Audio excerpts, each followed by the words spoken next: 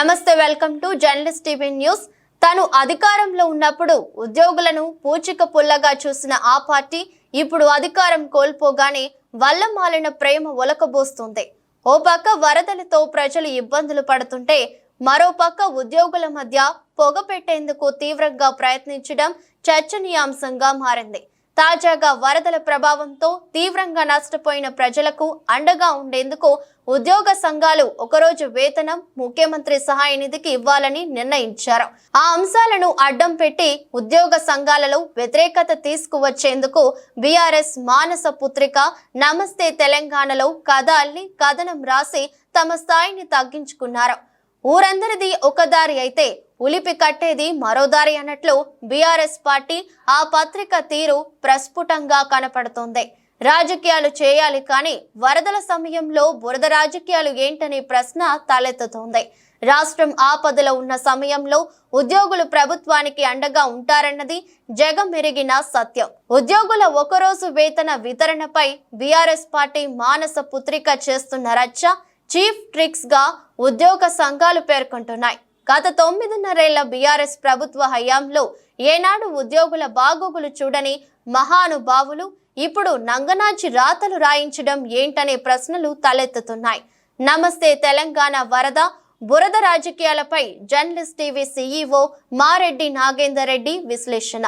తెలంగాణ రాష్ట్రంలో ఎవరు ఊహించని వరద బీభత్సం, వరద ప్రళయంతో వేల కుటుంబాలు రోడ్డుపడ్డాయి. ఈ నేపథ్యంలోనే జాతీయ విపత్తుగా ప్రకటించాలని రాష్ట్ర ముఖ్యమంత్రి రేవంత్ రెడ్డి కేంద్ర ప్రభుత్వాన్ని విజ్ఞప్తి చేశారు.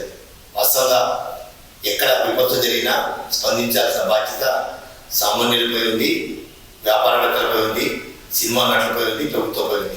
ఈ నేపథ్యంలోనే గత దివిసీమ ఉప్పేల నుంచి మొదలుకొని ప్రస్తుతం వరద బీభత్సంలో కూడా ప్రతి ఏటా ఏ రాష్ట్రంలో ఉమ్మడి ఆంధ్రప్రదేశ్ రాష్ట్రంలో ఎక్కడ విపత్తు జరిగినా స్పందించే మనసుకున్న వాళ్ళు ఎంతో కొంత సాయం చేస్తున్నారు. ఈ నేపథ్యంలోనే ప్రతి ఏటా లేదా 2-3 ఏళ్ళకు ఒకసారి జరిగే ఈ వరద బీభత్సం కావచ్చు లేదా కరువు ప్రకసి కావచ్చు, ఈ విషయంలో ప్రభుత్వ ఉద్యోగులు తమ వంతు పాత్ర పోషించడం సర్వసాధారణం. వాళ్ళు ఎప్పుడు కూడా ఒకడు ముందే ఉంటారు. కొంతమందికి నచ్చకపోవచ్చు కానీ చాలామంది ఒకరోజు వేతనం ఇవ్వడం అనేది సర్వసాధారణంగా జరుగుతున్న అంశం. ఈ నేపథ్యంలోనే జాతీయ విపత్తుగా ప్రకటించామని సాక్షాత్తు ముఖ్యమంత్రి రేవంత్ రెడ్డి కేంద్ర ప్రభుత్వం విజ్ఞప్తి చేసిన కొన్ని గంటల వ్యవధిలోనే రాష్ట్ర ప్రభుత్వ ఉద్యోగులు ఒకరోజు వేతనాన్ని కొన్ని సంఘాలు ప్రభుత్వానికి రిప్రజెంట్ చేస్తూ మేము ఒకరోజు వేతనం ఇస్తామంటూ ప్రకటించారు. దాంతో కొంతమంది ఉద్యోగస్తుల్లో కొంత అసహనం నెలకొన్న మాట వాస్తవం. ప్రతిసారి గత 40-50 సంవత్సరాలు కూడా నేను ఒక ఉద్యోగస్తులు కొడుకుగా చూస్తున్నా. కొంతమందికి మేము ఎందుకు ఇవ్వాలి జీతం, మా అవసరమా, ప్రభుత్వం స్పందించలేదా, ప్రభుత్వం దగ్గర డబ్బులు లేవా అన్న రోజులు కూడా ఉన్నాయి. కానీ వాస్తవంగా ఒక మనిషికి ఇంకో మనిషి తోడు అన్న నానుడి ప్రకారం కొంత సాయం చేయడం అనేది తప్పులేదు. ఆ నేపథ్యంలోనే ప్రభుత్వ ఉద్యోగులు ఒకరోజు వేతనాన్ని రాష్ట్ర ప్రభుత్వం ముఖ్యమంత్రి సాయానికి అందజేసే నేపథ్యంలో ఆ విషయంలో బీఆర్ఎస్ పార్టీ మానస పుత్రిక నమస్తే తెలంగాణలో ఒక కథనాన్ని వండి వార్చడం అనే విధంగా సిగ్గు చేయడం చెప్పవచ్చు. ఎందుకంటే మీడియాలో నేను ఒక 3 దశాబ్దాలు ఉన్నా కాబట్టి ఇటువంటి చిల్లర మాటల వార్తలతోటి జర్నలిజాన్ని మరింత దిగజార్చే విధంగా చేయడం సరైన పద్ధతి కాదనేది ఆవేదనతో చేస్తున్న విశ్లేషణ. ఎందుకంటే టీఆర్ఎస్ ప్రభుత్వం 9 నెలల్లో ఉద్యోగస్తులను ఏ రకంగా వేధించి సాధించిందో ప్రతి ఒక్కరికి తెలుసు. సాక్షాత్తు ఆర్టీసీ సమ్మెలో 53 రోజుల పాటు సమ్మె చేసిన ఆర్టీసీ ఉద్యోగులను ఏకాకి చేసిన సమయంలో కేవలం మీడియా, పోలీస్ ఈ 2 ఆర్టీసీ సమ్మెకు వెన్నుదన్నగలిగించి వాళ్ళ సమస్యలను దారి తీసుకువచ్చే విధంగా ప్రయత్నం చేసినది వాస్తవం. ఆ రోజు ఇదే మాజీ ముఖ్యమంత్రి KCR Telangana gazetted officers association నాయకులని లంచ్కి పిలిచి లంచ్ రాజకీయం ఏం చేశారో వాళ్ళ మనసులో తెలుసు. ఆ రోజు ఆర్టీసీ కార్మికులను ఏకాకి చేసి ఏకాఏకిన ఉద్యోగాలకు తొలగిస్తామంటూ ఎస్మా ప్రయోగించే పరిస్థితి కూడా తీసుకొచ్చారు. అంటే మీరుంటే ఒక న్యాయం, మీరు లేకుంటే మరో న్యాయం. ఒకరోజు వేతనంలో ఎందుకు మీరు ఈ రాజకీయం చేస్తున్నారు? చిల్లర రాజకీయాల్లో ఎందుకు ఇంకా చీపర్ తయారవుతున్నారు? రాజకీయం చేయొచ్చు, రాజకీయ అంశాలు చాలా ఉన్నాయి. రైతు బంధు కావచ్చు, లేదా రుణమాఫీ కావచ్చు, లేదా 6 గ్యారెంటీల పథకాలలో కొన్ని పథకాల ఇంప్లిమెంటేషన్లో జరుగుతున్న లోటుపాటు కావచ్చు, ఇటువంటి అంశాలని లేవనెత్తి ప్రజల మన్ననలు పొందాలి తప్ప ఈ వరద రాజకీయాలు చేసి అనవసరం చిల్లర వల్ల రాజకీయాలని రచ్చరచ్చ చేస్తూ మరింత దిగజారని కూడా నిజంగా సరైన పద్ధతి కాదు. సాక్షాత్ మళ్ళీ జర్నలిజం ముసుగులో నమస్తే తెలంగాణలో 2 రోజుల క్రితం వండి మార్చారు.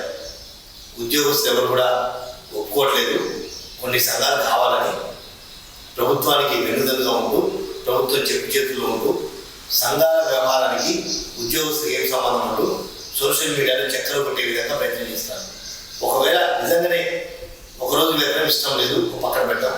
కేవలం 130 కోట్లు 6.5 లక్షల మంది ఉద్యోగస్తుల ఒకరోజు వేతనం అంటే పెన్షన్లు కావచ్చు, రెగ్యులర్ ఉద్యోగస్తులు కావచ్చు, వీళ్ళందరి దగ్గర చెప్పి 6.5 లక్షల మంది ఉద్యోగస్తులు 130 కోట్ల రూపాయలు ముఖ్యమంత్రి సాయానికి అందజేశారు.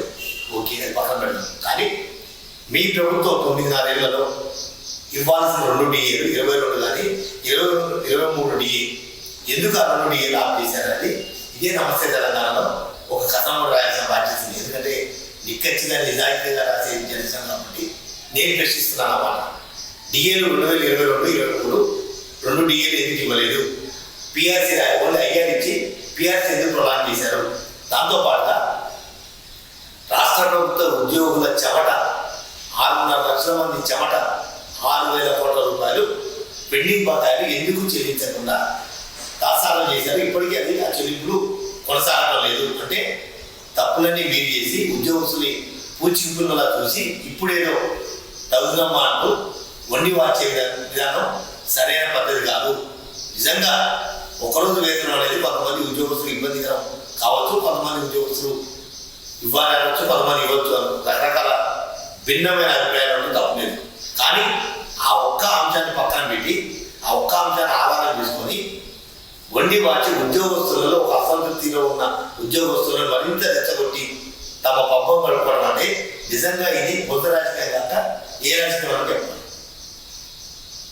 సుదీర్ఘ ఉద్యమ అనుభవం ఉన్న నేతలున్నారు, 9.5 ఏళ్ల ప్రభుత్వంలో అంటగాగిన నేతలున్నారు, లేదా ఉద్యోగ సంఘాల పేరుతోటి పదవులు అనుభవించే నాయకులు ఉన్నారు. ఇంతమంది ఉన్న నేపథ్యంలో ఇంత చిల్లర మల్లర వార్తా కథనం వండి వార్తలు సరైన పద్ధతిగా ఇప్పటికైనా ఒకసారి అటు బీఆర్ఎస్ ప్రభుత్వం లేదా కేసీఆర్ కావచ్చు, లేదా హరీష్ రావు కేటీఆర్ లాంటి ఇటువంటి చిల్లర మల్లర వార్తలతో ఉద్యోగస్తులు అబద్ధత భావాన్ని రెచ్చగొట్టి తమ గొప్ప గడుపుకోవడం కన్నా వాస్తవ అంశాలు ఏ ప్రభుత్వమైనా ప్రజలకు ఇబ్బంది కలిగే అంశాన్ని ప్రస్తావించండి, ప్రజల మన్నలు పొందండి. గతంలో మేము ఇలా చేసాం, ఈ ప్రభుత్వం ఇంత వైఫల్యం చెంది అని వాటిని ఇరిగింది చాలండి. కానీ ఉద్యోగస్తులలో చిచ్చు పెట్టి పబ్బం గడుపుకోవడం అనేది అటు బీఆర్ఎస్ పార్టీ కానీ, లేదా మాజీ ఉద్యోగ సంఘాల పేరుతోటి పదవులు అనుభవిస్తున్న నాయకులు కావచ్చు, లేదా మాసపత్రిక బీఆర్ఎస్ పార్టీ మాసపత్రికైన నమస్తే తెలంగాణ జర్నలిజం ముసుగునేటువంటి అవసరం అయితే ఒక పాంప్లెట్ వేసుకోండి, పార్టీ పేరుతో పాంప్లెట్ వేసుకోండి. కానీ జర్నలిజం అనే ముసుగులో ఇలా ఉద్యోగస్తుల చిచ్చు పెట్టి అనవసరమైన రాష్ట్రంలో ఒక అబద్ధత భావం తీసుకురావడానికి సరైన పద్ధతి కాదు. ఇప్పటికైనా విద్యగా బీఆర్ఎస్ పార్టీ నేతలు, ముఖ్య నేతలు ఎవరైతే ఉన్నారో వాళ్ళు ఇటువంటి చిల్లర మల్లర కథనాలతోటి అనవసరమైన రచ్చ చేసుకొని ఇంకా వ్యవస్థను దిగదార్చుకుంటూ మీ స్థాయి కూడా ఇంకా దిగదార్చే విధంగా ప్రయత్నం చేయాలని చెప్పి జర్నలిస్ట్ కోరుకుంటున్నాను.